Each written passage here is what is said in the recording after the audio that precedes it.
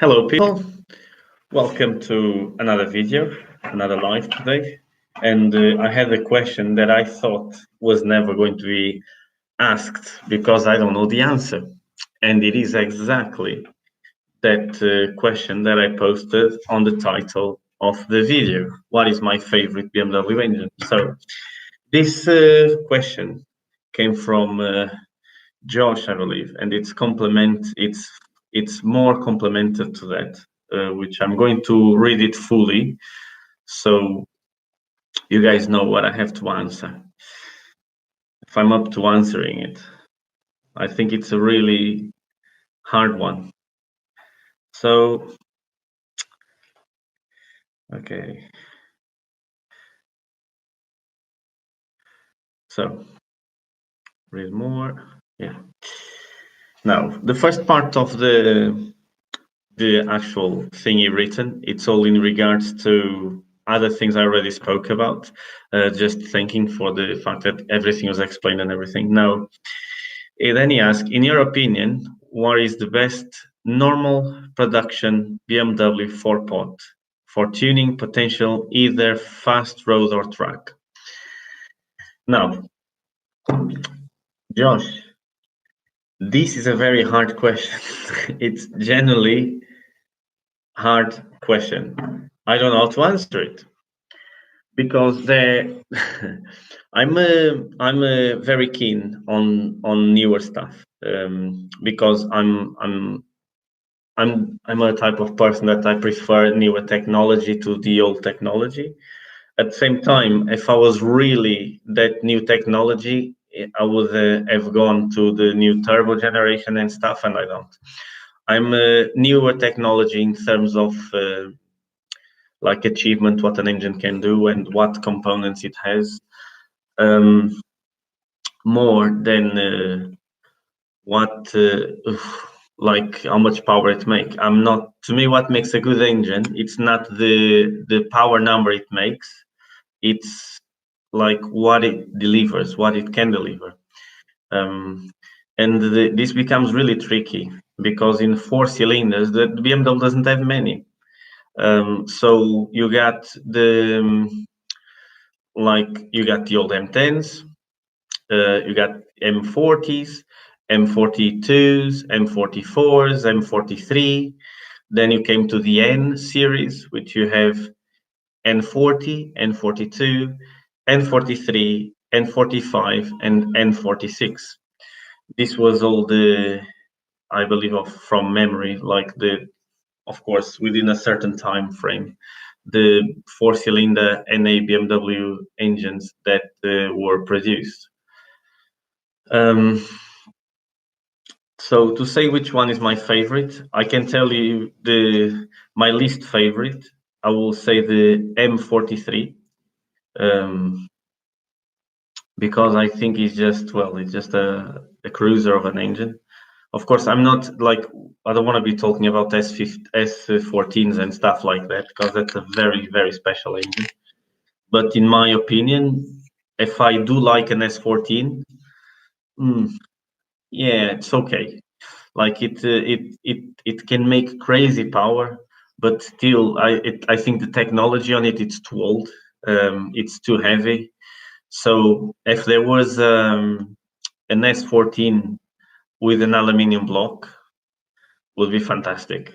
So I'm sure there are people already thinking about doing it, but then the price of tuning an S14, it's absolutely ridiculous. So to me, that's an engine that I don't even talk about because of the price bracket it involves.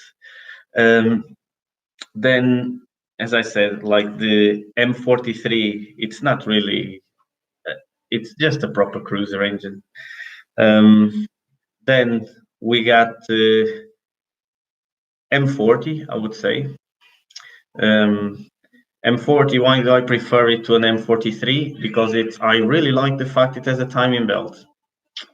I would love the M42s and M44s had a timing belt. Would have been amazing. I actually seen a few years ago a Formula 3 engine or Formula 2000, I cannot remember now.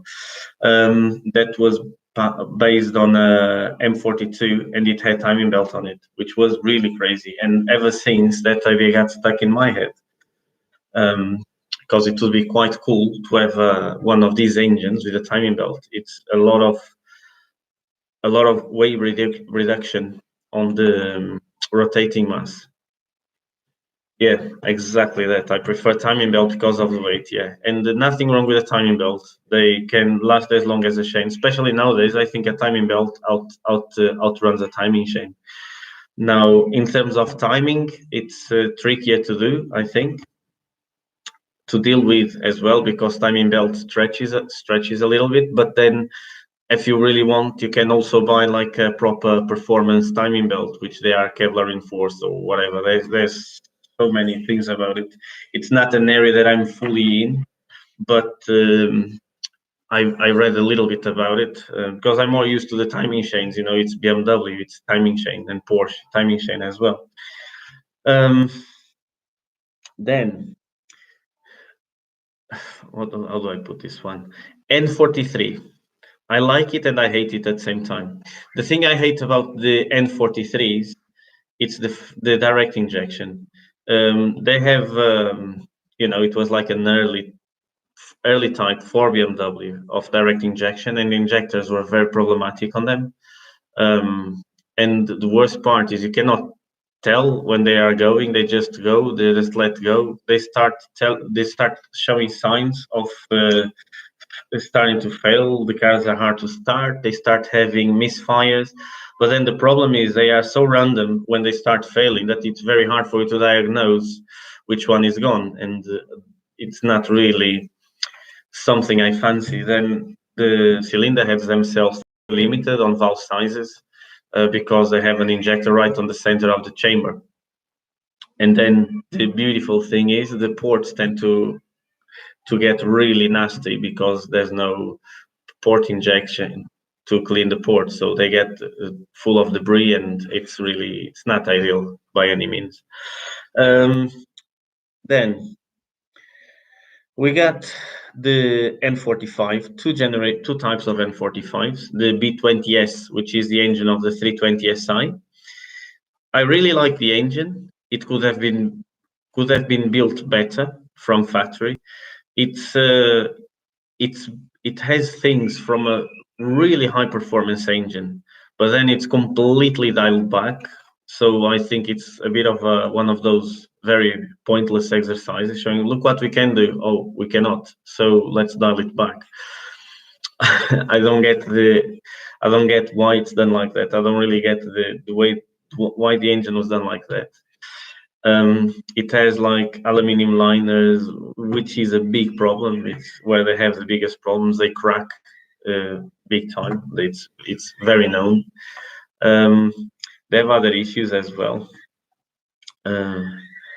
It's not really an ideal engine. It's an engine that if it was put together just with a little bit more care, which can be done. If someone rebuilds it, it can be rebuilt to a better standard.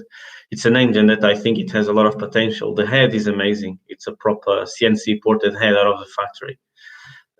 So it's basically it has the same port as an S54 on the intake with a lighter valve train, which is crazy.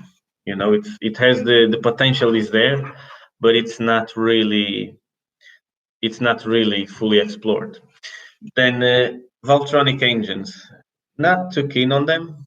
I understand the benefit for a road car, but because we're talking more performance related, like fast road and track, I tuned a few Valvetronic engines, but it's not my favorite. The Valvetronic makes like the tunability on it high and low at the same time, because there's so many variants you have to change and to calculate when you're mapping them. It's crazy. So I'll take them out of the equation. Other thing is performance-wise, Valvetronic, it's not really ideal because the way it uses the throttle, it's just it becomes really odd when you press the throttle, the response of the engine is not quite the way we are used to. We touch the throttle and it just goes. No, it's not. It's not really like that. There's like a little delay because of the way it accelerates. Then we come down to the engines that I work with the most. We come down to M42s, M44s, N45s. Now, M42s and M44, they are two very similar engines and at the same time very different. They look very similar from the outside. On the inside, they are very different.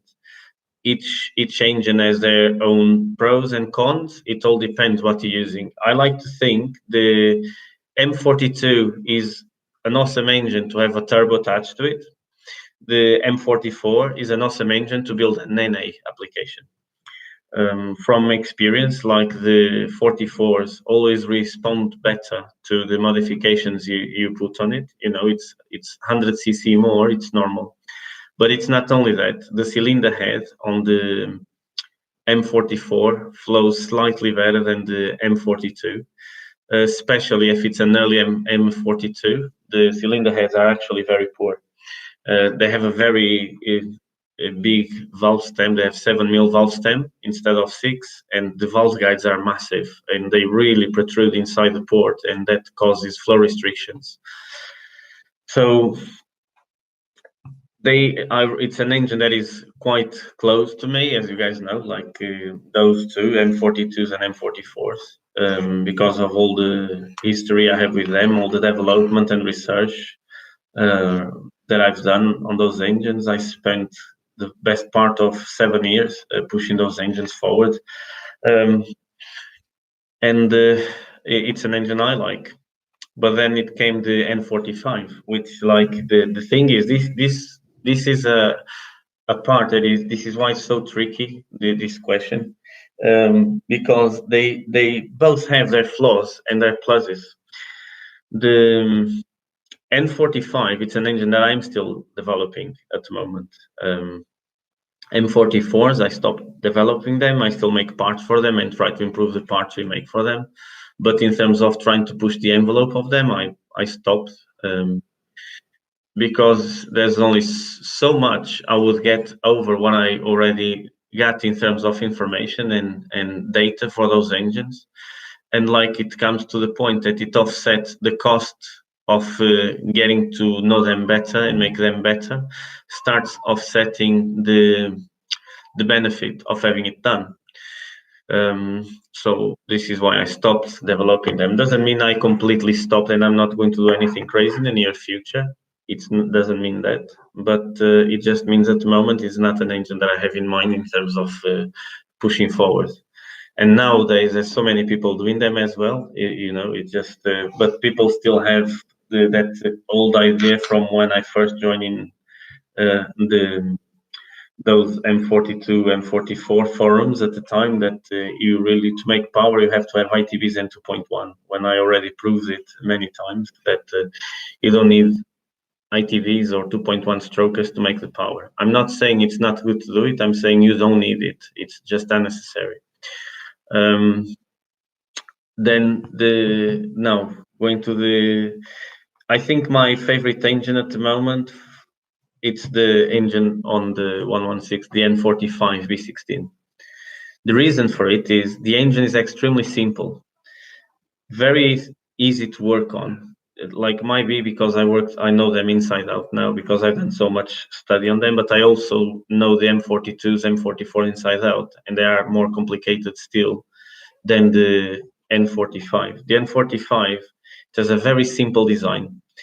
It has, it's not the thing. It needs a lot of work to make decent power, but it's worth it. The engine is very light. It's lighter than the M44s. Like, I weighed in the 1.6 engine that we built, and that weighs just 90 kilos, and that is very light. It's very light for a complete a built engine. The 2-liter is going to weigh around the same. The only difference they have, the 2-liter to the 1.6, is the crank and the rods. and the crankshaft on the 2-liter is only 300 grams heavier than the 1.6. So that's not going to be what's going to make the engine be a lot heavier. Then at the same time, the con rods are shorter, so they are slightly lighter. So it's the difference in weight is very small. N42. What about N42? N42 is a Valvetronic engine, and this is why, like I said, I'm not going to talk too much about them. I said my opinion about it. Said was a plain garbage due to the thermostat opening too hot. You see, this is a problem. The type of comments like this. What about N42? I remember talking to a BMW tech. He said it was a plain garbage due to the thermostat opening too hot. I believe 105. Okay. And now my question is this really a problem on the engine? The thermostat is not the engine itself. It's the same people can say, oh, timing chains, they keep on going wrong. Yeah, they do. They go wrong. And I had timing chains that I've changed at just over 40,000 miles. Not long ago, I've done one that was the lowest mileage one I've done. And I had a timing chain. This is funny because it was father and son. For the same customer, but his son, I changed the timing chain on his 116. Still was the standard one, the original one that came on the car, and the car was 122,000 miles. So what happens here? Why we have this difference in consistency? So we have 3 times more the mileage that the timing chain has lasted. So how do you explain this? This is all to do with servicing. And as I said before on other videos, I mentioned like servicing is very important. If the service schedule was on a tighter area, the engines would last longer. If you did your oil service every 6,000 miles, you would last longer. Timing chain would last longer, And this thermostat opening at high temperature, I'm not sure if this is accurate. I don't think it is. 105, it's too high. Doesn't make the engine bad. As simple as that. So the reason why they do things like this, thermostats opening really late, it's to do with emissions. They have to. So an engine runs more efficiently on a higher temperature, or burns more efficiently. The higher temperature you have on the chamber, the better it is. But then at the same time, it starts having problems with detonation and stuff like that. So it has to be controlled very well. The fact that someone thinks the engine is bad just because of a thermostat, it's not the way I look at things. What, to me, it's the dynamics of the engine that make it good or bad. It's what it can do that makes it good or bad. It's not the fact that it has a bad thermostat that makes it a bad engine. This is the way I see it. It's not the fact because it has a shit intake manifold or a really bad exhaust manifold as well that is going to make it a bad engine. No, we just designed. The engines come out of the factory like limited, and this is what gives us ability and scope to tune them. So the thing is, like, if we don't tune them, they will be stock, and then if they are stock, they usually are reliable, as long as you follow the right service intervals and all that. So that's the thing. And as I said, Valvetronic, I just don't like the feel of throttle the car has. And the cylinder heads on them are very castrated as well. Very, very, very. They have there's a lot of potential on them that can be brought out. But at the same time, then to work with Valvetronic and make it cope with it, and it just it's doable, but it's a lot of work. So this is the reason why we never tuned the 120i, we tuned the 116, because I didn't want to have to work with Valvetronic, because Valvetronic, I was trying to push it on another engine, on an E46 and 42, and I really didn't like the feel of the car, the car had, and then to have a standalone that can work with Valvetronic, I don't know of any standalone that can cope with it. Probably nowadays there is, but 4 years ago there wasn't. So I just gave up on that, and threw that 4 or 5 years, it was 5 years, threw that project away. Then went back to M44s, and then ended up on the 116. So this is the thing. To me, the dynamically the engine that I like the most, but of course it has to be tuned. In stock form, it's not exciting at all. You did mention the N40, so I get confused. Pronounced N. Yeah, I'm talking N series now.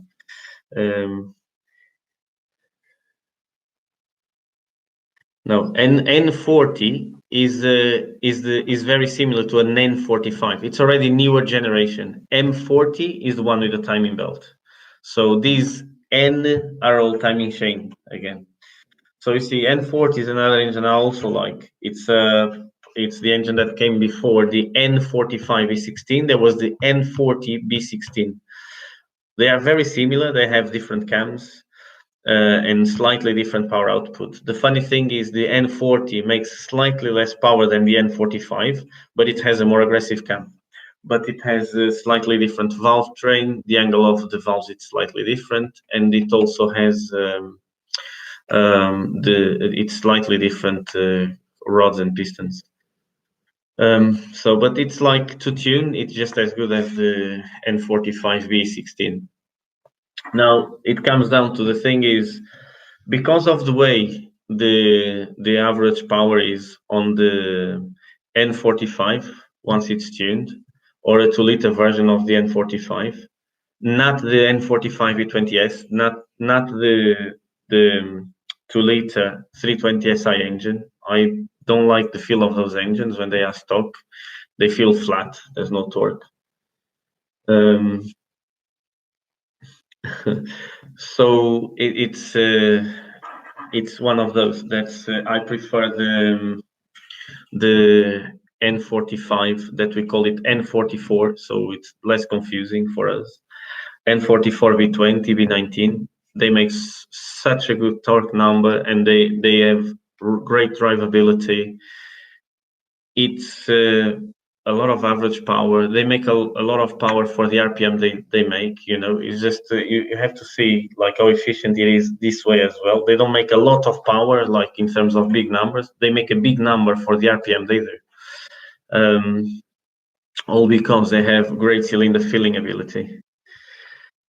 Overall opinion on the M50 engines, like M5X, which is M50, M52, M54, only 36, excluding the fact that you like 4 pods, and also what would be benefit installing that ECU? The MS41 ECU is really tunable these days. Well, this is excluding the fact that I really like 4 pods. You see, this is misconception. I really like six cylinder as well.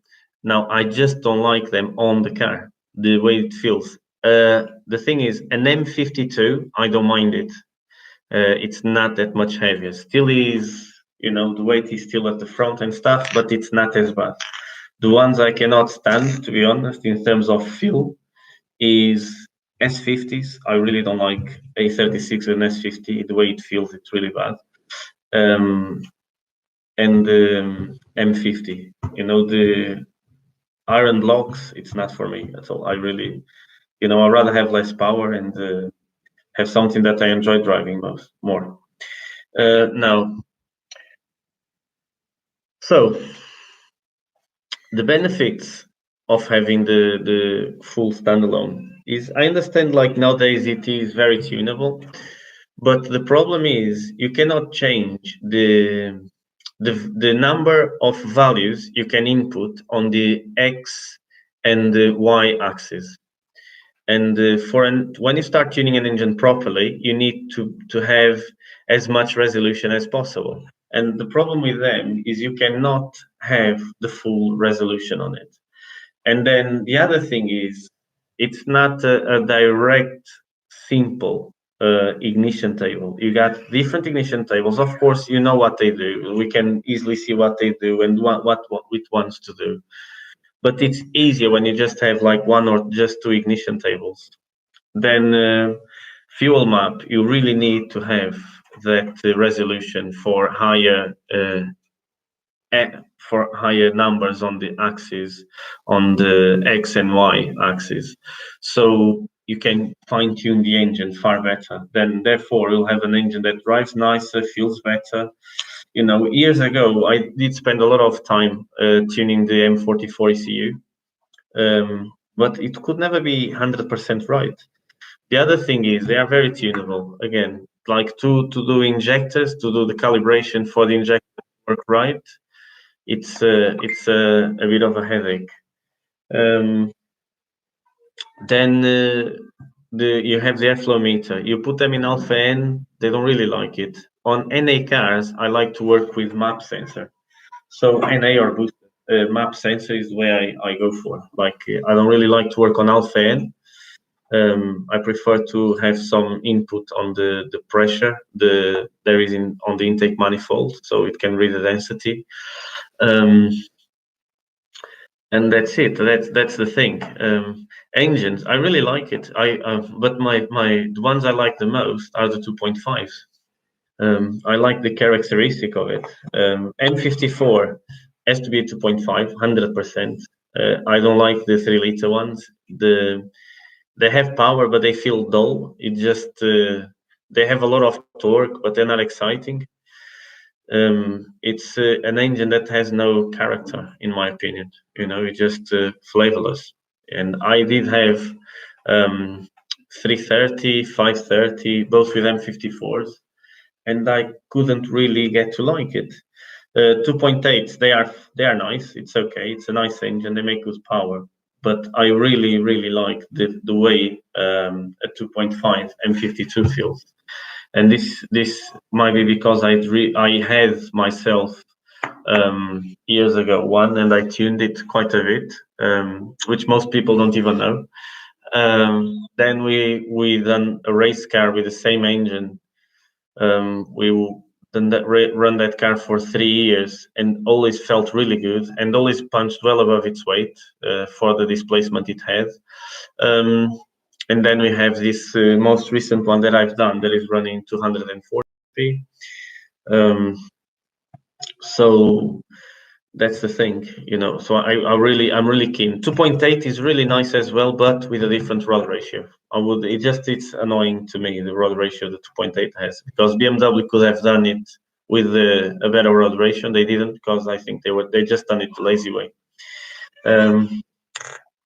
I see. So they support other mods, and they are better, not more good. You say better for fine tuning. Agree on the M54. Yeah, that's the thing. M54, it just feels it's quick, but I had one. I also had it on an E36, but it's one of those things.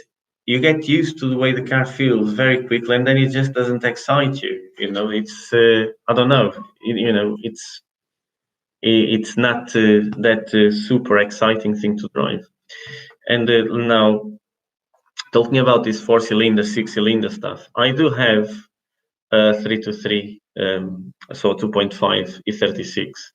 I have a 318i. I like all of them, to be honest. But to drive properly, you cannot like people that have driven a 4-cylinder with the same power as a 6-cylinder always prefers the 4-cylinder, even with less power. They still prefer the way a 4-cylinder feels. Going back to the S14, is it true that the 30M3 in Portugal, Italy was called 320 IS, lower displacement accommodate taxis? It's not like that. We also had, in Portugal at least, we also had the 30M3. We had the 320 IS and we had the M3. 320 IS was exactly for that reason, for the taxis, but we still had the M3. So people had the option of going M3 or the 320 IS. But being dead honest with you, I've driven a 320 IS and it was one of the biggest disappointments to drive to me. It just to be honest, it's not that different to a 318 IS when you drive on normal manner. It's like when you start revving it, it's faster, but when you drive it around town, let's say, it doesn't feel any different to a 318 IS. To be honest, I think a 318 IS feels slightly crispier than the 320 IS. but it's a different engine. 320 IS, you really want to rev it because it's overbore, so it has a short stroke and a big bore. Also, it has a head that is far bigger than what that 2-liter displacement needs. Therefore, creates that problem that we spoke about. Port speed is low, therefore there's no torque. So that is the thing. It makes it really gutless download. Once you go past 5,000, it's really nice, but up to there, it's not really exciting. I'm not sure. I'm not sure, to be honest. I've driven it a long time ago, but I don't think it revs to that high. I think it's 7.5, if I'm not wrong. But you just find online videos of 320 IS. There's a nice thing though. You know, when I had years ago my black saloon E36, when I made 192 bhp on it for the first time, I changed the badge on it, and it said it had a badge saying 320 IS, and I've done it because it made the same power as the 320 IS. So I found it was nice. It was just different to have 320 IS badge on it, but you know, it's just one of those things. It's, BMW was lying anyway on the 318 because it was a 1.9. I said, well, I put 320. It's a 1.9. It's the same as BMW does. I have M40 V18, M42, and M44 to play with. What's a good combination from the three? Good combination from the three. It's depends. Are you thinking of turboing or leaving it NA? Now, my opinion on the S54 manual SMG, I had an S54, so I had a E46 M3, as you know. SMG is so bad. It is really bad. S54 is a great engine, but it's too heavy. So that's the thing. NA, and like, so there's nothing good to get from combining these three engines. If you want NA, M44 is the way to go. To make 200 bhp on an M44 or either any of them, like on the M42, it's a little bit more to do because it has slightly less displacement. But to make 200 bhp on an M44, you have to spend some money on it.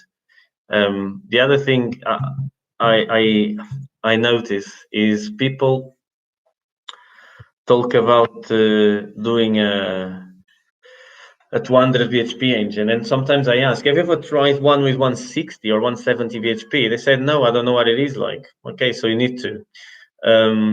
Because like most people that came to me like on recent months, they wanted more power than what they left with. Not because I told them it would make more power, because I convinced them otherwise. It's there's a balance between making power and the amount of money that you want to spend. Because then you got to think the car is not actually going to be that different to drive, or it can actually become worse to drive.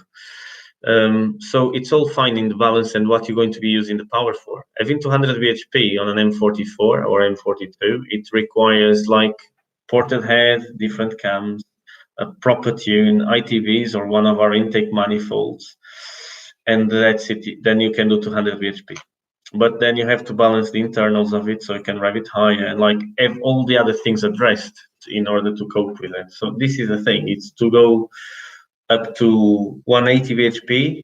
It's easy. It's bolt-on bits. When you want to go over 180 bhp, you have to start doing more. You can go over 180 bhp with just bolt-ons, but means you're going to put a cam that is too aggressive for you to drive the car on the road. That's the thing. Planning on doing a M40 B16. Okay, stick to M40 B16. It's just timing belt. It's nicer.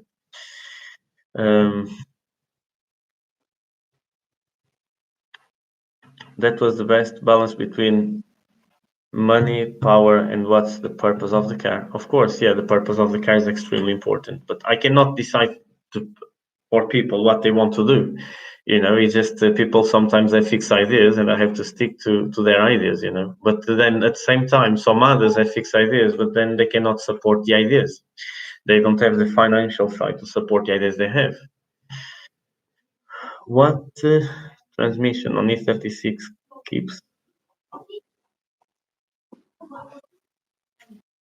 Okay, transmission, what do you mean? Like the diff? Because gearbox ratios are all the same across the board, apart from the 6-speed M3. So keeps more on idiotic driving. What engine would you put in an E36 chassis if money was no object and you were not allowed to use any BMW engine? Oh my god. That's a hard one. Okay, mine no object engine, and I couldn't use a BMW engine. See, there's one thing that you have to understand. I do engine development. Okay, so if money there was no object, I would do my own engine. I wouldn't use anyone's engine. That is my ultimate dream. Is not only developing parts for engines and tune them, make them better. Is actually to have my actually own one. We have already like the N44 B20, but that is still based on a BMW block and the BMW has. So my next step will be to have my own block and my own cylinder head, not based on any other engine, just my own design.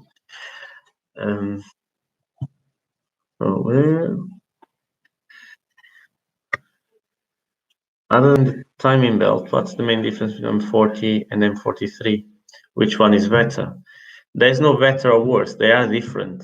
So to me, my opinion, the M43 has a slightly better design on the valve train because it works on roller rockers.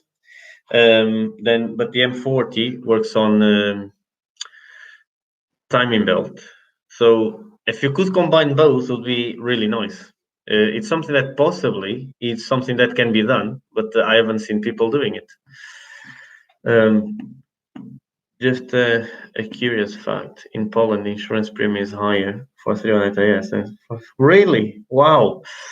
It's not. I'll tell you something else. Coming to insurance premiums, years ago, my missus used to have a Mini Cooper, a normal one. And then I called to change to a Mini Cooper S because I gave her a Mini Cooper S instead because it was nicer. And the insurance for the Mini Cooper S was cheaper than the Mini Cooper. So we got a similar scenario there. That makes no sense at all, though. I still don't understand because they always say it's regarding the power or whatever. I think there's far more to it. It just depends to where they are turning to. What side is the wind blowing? They will decide the price that's going to be. Oh, one more question. I have right-hand drive is 36. Are there any of the shelf exhaust manifolds for right-hand drive? I can make them off the shelf. There aren't that I know of, but the stock M42, M44 exhaust manifolds are very decent. They work really well. All they need is porting and reinforce on the wells, and that is it. They can work really well. I had them running really high power. Of course, the car probably will do more power with a better exhaust manifold, but it's just one of those. I think just 318 AS costs less, so more cheap people grab them to drive like animals. Yeah, you know what? I've seen something a while back, really long while back, when I first joined the forums of the 318 ISs. People say usually the owners of 318 ISs drive them like they are M3s, and the people that have M3s drive them like they are 318 ISs. And I think it's really applied. It's really applicable that it's people with a slower car tend to drive fast than people with a faster car. Thank you for the reply. Love the fact you do something different with engines, unlike people who just slap a turbo for more power. Keep up the good work. Thank you. Yeah, being different is something that it's really hard to deal with sometimes. People don't understand it. Not everyone understands there are people that are different. And one thing that I like is I like variety. I like things different. So, for example, I give you a very good example. There are cars. For example, I'll tell you GTR, okay, a Nissan GTR. That was the best car ever made. Blah blah blah blah. When it came out, the hype. There was so much hype about it. I never really liked it. I don't like when there's something that has a lot of hype around it. It's not for me. When there's a lot of people around something, I don't like it. I'd rather go and do something completely the opposite. I always try to do something on the opposite side of what people think. And like my 116 is the example of that. Like, could I choose a better engine to tune? Yes. No, but I wanted to start with the worst engine BMW has. It's just better to learn, you know. It's better to me because it teaches me a lot more. Anyway, after I heard your idea about your ideal engine, I want to put Mercedes M113 compressor in an E36 and then bring it up your shop. See the disappointment in your face. That will not happen because I like that engine. Those engines are super strong. People don't know my taste in cars. I had W202, and what engine did it have on it? Exactly that. So it's not disappointing. It's not disappointing at all. It's one to their own. If you like it, you do it. Enjoy yourself with it at least, you know. But the good thing about it is you're doing something different. You're not just doing something that everyone does. And I like things like that. I think it's cool, you know, it's nice. But I would love to see one of those engines, but proper NA build, really like strong NA build on one. And I generally thought many times about doing one. Now, they are basically the LS version for Europeans. Yes, LS to me it's a different league. I really like LSs. I think they are awesome, especially the LSC, LS, yeah, LS, LS3, LS9, LQ4 is a small one. God, I cannot remember all of them like just like that. I have to think about it. But yeah, so the LQ9, I think it's the big 6 or something like that. Yeah, which is awesome. That engine makes so much power. You know, a Rekport LS, it's me like all over it. But the problem is there's so many people already with it. I rather stick to my small engines that people don't really do. So let me see if I see anything else in here that I think it's worth talking. Right. Mercury Ace. Sorry, I nearly missed this one. Could you talk a bit about engine cooling? Can you calculate the heat output for an engine and thus determine how large a cooling system needs to be? Also, what effect water pump speed has on cooling? Now, this question is a question that I cannot help much. And the reason is very simple. Engine cooling. What is it based on? Engine cooling. So you want to talk about the more efficient way to cool an engine. This is where I understand it. And coolant is one of the things, the more the better. It's you will never run hot, but then you can also run it too cold. To calculate how much cooling you need, it has to do directly with the way you're going to be using the car and the power it's putting out. Okay. I don't have a formula because I never looked at it. So the way I see it is you have to analyze, do a log and see how efficient your cooling system is and if everything is staying in temperature, to see if you really need upgrading it. I cannot tell you have to put bigger this, bigger that, big the other. No. In like all the cars I've done, even the race ones, coolant system upgrades, they were just a slightly larger radiator if I found it was needing to, or because they fail, I always put a slightly better one. Speed, coolant speed. So that's to do with the engine RPM. But with this comes another thing, which is the cavitation. If you start having too much RPM on the water pump, you start having cavitation, which it's the air that starts being created around the coolant, and then it doesn't move the coolant as efficiently. So this is something I think it's better for people to go and just study it, because it's not an area that I know fully to explain to you guys how everything works. I'm going to. There's another one in here. Hello from California. I hear you doing interesting things, like evidence-based modifications of engines. Love to see and interact. We do a lot of larger MS 41, 42, 42 MEs and engines. Yeah, you should join us, Eric. So it would be nice if you could join our videos and talk about it as well. I did my fair amount of work on these as well. Not as much DMEs, it's more engine side of it I do. So thank you very much. Now, let me see. Okay, someone said something here. I answered it already. Guys, I'm going back to your comments in a minute. So, good video. You should do a video on your intake versus ITB. Why is yours better, and price differences. As you guys know, the guys that follow me from the day one, I never said my intake is better than ITBs. I always say they are two different things. And so this is the thing, is like, depends what you want to do, depends how much you want to spend. Price differences depend on the ITB kit and depends on the version of the intake you want. I have like 3 different variants of the intake manifold. I'm going to have a 4th soon. So that's the thing. It all depends how much you want to spend on it, and like what really you want to do. You know, ITBs for people that really like ITBs. If you're not really keen, not keen, if you're not really into the way the ITB look, but you want to have the power and sound, you can have our intake. That's the thing.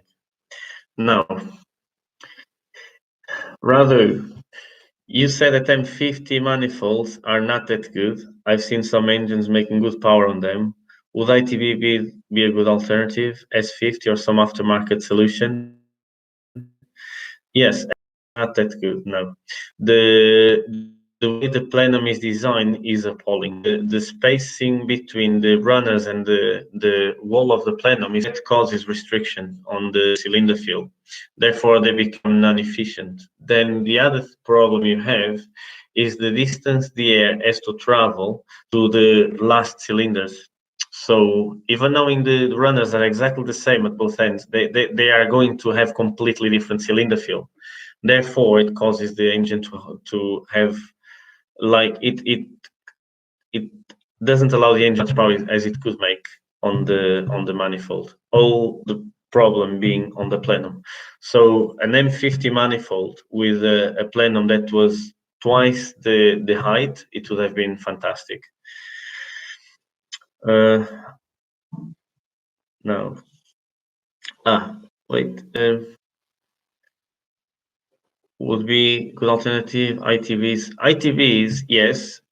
S50, you could use S50, but I think they are too big for the power. So ideally, you would go to something like the RHD ITBs for the 6-cylinder. I think that would work better. Now, Milos, I plan on doing a M40, 43, 1.6 engine build. I plan to teach myself how to work with engines. This is good, very good. Do some studying, and the advice I can give to you: pay attention and be very cautious when you're stripping things, so you learn more. If you pay attention, things like porting, custom parts, and so on. And if I mess something up, these engines are cheap to buy. Yeah, exactly. They are cheap. It's a good way for you to learn. It's very important, you know. People, not everyone has this approach to things, but if you do something like this, you are eager to do things. It's good. It's this is the type of people I look to work with me as well. People that are not they want to learn. So rather, now got here Sigma Radu just quoting him because I remember asking him about the question, but essentially M52 manifold has better torque curve despite less peak HP, so we make higher peak numbers, but car is slower. Yeah, this can happen. This can happen. On my M52, I don't have an M50 manifold. I still have the the M52 one, but on the 2.5. On the 2.8, it's a bit different because the 2.5 uses less air to make a certain, because it's a smaller engine. You will be okay with the M52 manifold. On an M52 V28, it's not quite the same, because where on the important area at the top, you're going to still have more average power with the M50 manifold, because the loss of torque is going to be further down. So how high can early M42 stock bottom end rev to? You already made at least 2 videos on your manifold. Exactly that, yeah. So that's the thing. I've done a few times, and it's not something I really want to keep on going back to, because it's annoying, because then people think that I'm biased towards my intakes when I'm not. It just, I prefer to use my intakes. It doesn't mean I'm not trying to force the sale to anyone. So if what people want, they can come and just have them. It's easy. Now, 11. How high can an early M42 stock rev to power max bhp? What setup? What is the setup, boy? Tell me. What setup do you want? How high they can rev? Look, I'll put it to you this way. On M42s, the ones I've tuned, I like, especially race cars. This is the ones I've been doing recently.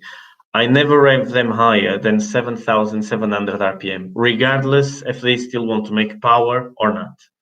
On stock cams, it's completely pointless to rev it past 7.1, 7.2, I would say, depending on the cam timing you're using. This is the thing, max power on an M42 stock internals. If it's completely stock, the best I got, I think it was 160 VHP out of one on completely stock internals, just modifying cam timing and mapping and a few tweaks here and there. That's it. More questions, guys. This live chat is busy today, which is good.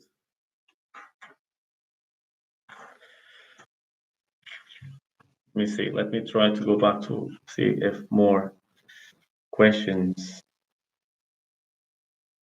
S65. S65 is gold. It's an awesome engine. It's awesome. It's beautiful. It's an engine I need to have in my life, so I really need to buy an E90 with it. So that's on my wish list.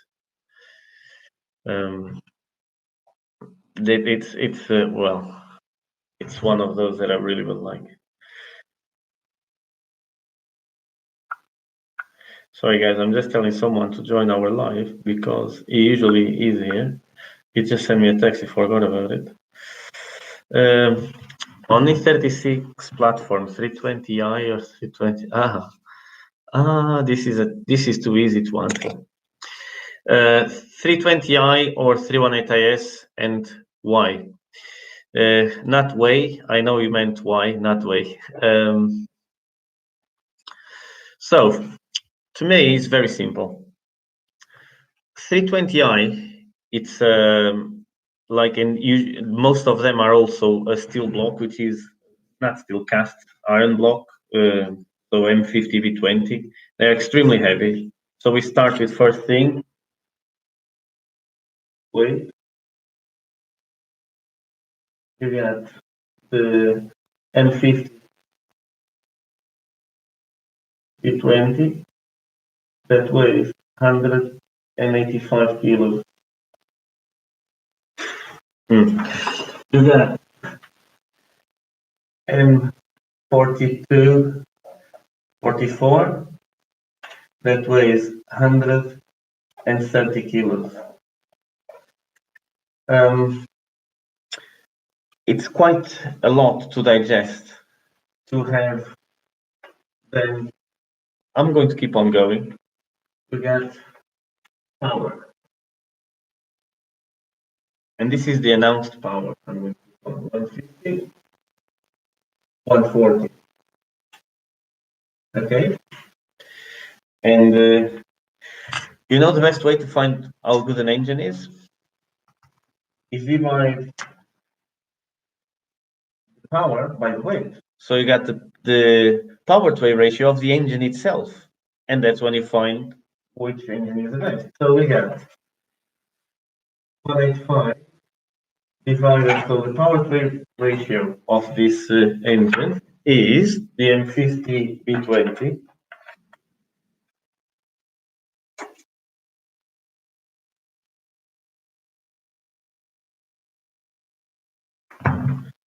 You got 1.23 kilos. So per bhp.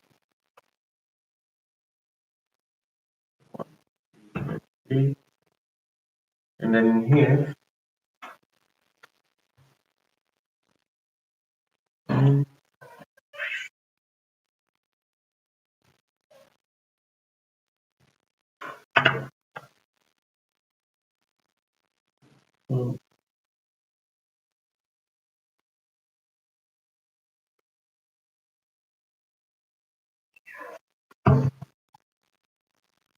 and then in here you got 0.93 kilos per bhp.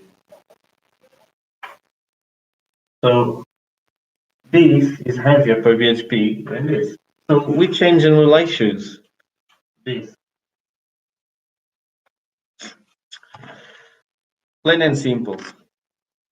Its announced power is less, but the thing is, when you drive both, the difference in performance is almost non-existent, and the 320i feels really dull when you drive them. Now, I really had in my head that I wanted to build one of these, just a crazy one, making crazy power. But then I thought right about it. I was like, it's so heavy, it's pointless. So this is my answer to you.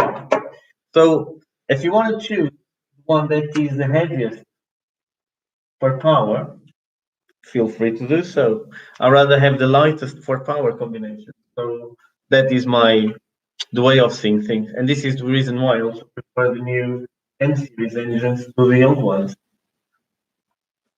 This is my answer why. It's only science, guys. Now, what do you think about the flat plane crank build on S65? I think it would be amazing. It would sound like a Ferrari, though. It's the thing is flat plane cranks on V8s usually makes them sound like a glorified four-cylinder, which is awesome. But the thing is, a V8, I think it's not a V8 if it doesn't sound like a V8. It has to have that cross-plane crank to have the V8 sound. Otherwise, you don't stand out. Now, yep. And how you compare weight and weight distribution between S54 and S65? S54, S54, 195 kilos. S65, no clue how much it weighs. I never checked weight on one.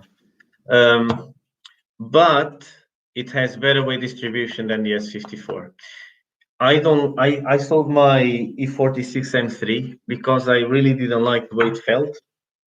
And bear in mind, my M3 was not stock. It had some tasty mods that you guys may have seen at the time, including the carbon airbox for that amazing sound, and it has proper suspension. I spent some time setting it up as well, but never really was not really like it was not really for me. It was also I had things done on it I didn't like. E36 best chassis reinforcement.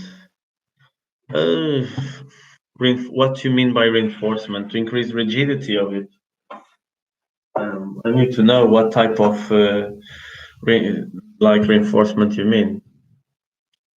Because not long ago I spoke about in terms of strut brace, cross members, the things that would be the best to put on it. And I said at the time, the thing that I've noticed the most when I've done it was when I added the cross member on the front. I noticed it more than anything else I've done in terms of increasing the rigidity on the chassis. 11. I'm after a nice racy daily, just learning, to be honest. I would be interested in you teaching us um, how you rebuild such engine. Just some tips and tricks, lol. Don't know if it's too newbie for you. No, look, I intend on doing that, and this is the reason why I want to get more subscribers in, because like I can do lives like while I'm building an engine on my engine build room then, and you guys can be seeing it, can be talking to me, interacting. Let's say tomorrow I have an engine to build. I would bring the phone with me, put it in there. I will say that we're going to be live at a certain time. It could even be at the same time, at the usual 7 p.m. UK time. I'll bring the phone and I'll start stripping an engine and talking about how to put it together with you guys. And so you guys have some guidance on to do it, like the base tips of how to put an engine together. But one of the most important things is cleanliness. So everything has to be very clean, thoroughly clean. Um, solid bushing, good, not for fast road car, including Club Sport 318S. It's not called Club Sport 318S. It's called the Class 2 318S. I have one, and it's the name they are called. Um, solid bushing, it's something I never really liked. I liked some good rubber bushing, not like the power flex everywhere. This is one of the things I hate the most. The cars lose the feel on the road. It's not lose the feel. It feels you feel too much for a road car, and because I do fast road cars, the ones I drive on the road are fast road cars. I don't like to have a race feel. When I want to have a race feel, I'll jump on my race car, drive my race car on the track, and that has to have like proper bushes and everything. Now, when you try to put all in one, it never tends to work well. Um, test pilot. Ever have you go in a 2000? No, I never did. Um, but I had two 320 SIs myself, two at the same time, one blue and one black. Um, and it's just because I've driven them, and I've driven 320i. I think the engine, it's not really, it's okay, but it's not the power they say it has. And I dynoed one not long ago on my dyno, and I can go on my Instagram and find it. And that, like we changed the timing chain, it needed changing. It was low mileage car, so it was a decent engine, supposedly. So let me just go in here. I'll find the power it made, but I think they say they have 170. I think this dynoed 150 something bhp, which is depressing.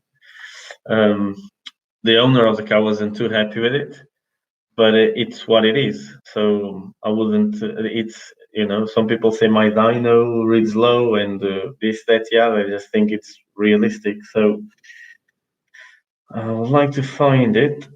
Give me a second. Internet is a bit slow at the moment. So, I don't know when it was. I cannot recall. It's like I cannot place it on a time thing in here. It will be easier to find. Should be.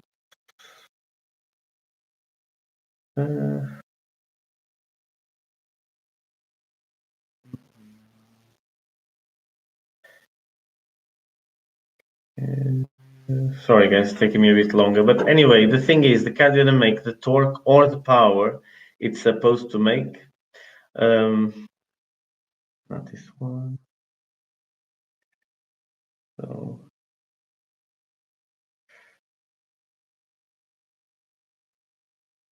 there's so many. I've done so many dyno tests.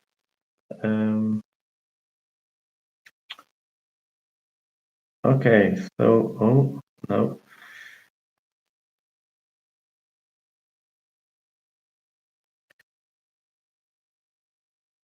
320 SI, yes, found it. So stock 156 bhp it dynoed, and torque was really low. Then we had after we've done the timing chain and fiddled with it a bit more, it made 161 and 144 foot-pounds. So nowhere near the things they announced. And it has better suspension, better brakes. But the thing is, if you get the 320i, it will feel faster because it has a lot more torque down low. The thing with the 320 SI doesn't have a lot of torque down low, and it's all because they made the engine too good for it for the parts that then ended it with. So the cams are not great for the head. That engine can make a lot more power. Let's put it this way, with bolt-ons than what a 320i can do.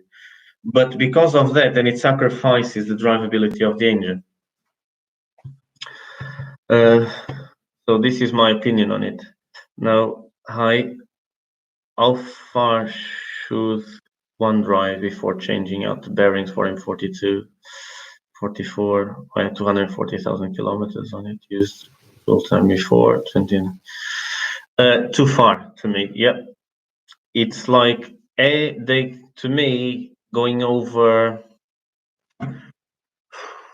150,000 kilometers on the original bearings, it's not something I advise. Also depends on the owner and maintenance. But one of the things on high mileage ones I always say, change the bearings before they fail. Options N20 or B48. People tell me wouldn't touch a BMW turbo engine for the 20 euro, not even with a stick. I don't know. I haven't worked on them yet, so I cannot tell you my approach on them. It's not the thing is they have a turbo, so turbo, as you know, it's not really my thing. But I've seen them doing very decent power. I've seen them.